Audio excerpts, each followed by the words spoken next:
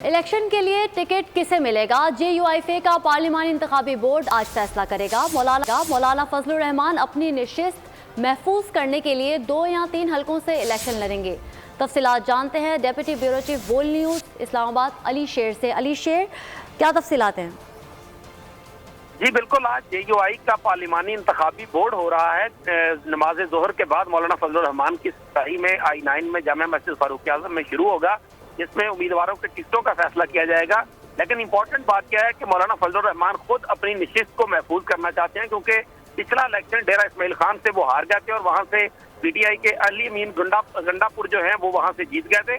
अब मौलाना फजलुर रहमान नशिस्त को महफूज करने के लिए बलूचिस्तान के इलाकों पशीन और किला सैफुल्ला से इलेक्शन लड़ने का इरादा रखते हैं। यहाँ पे मकामी तंजीम को तैयारियों का भी कह दिया गया है।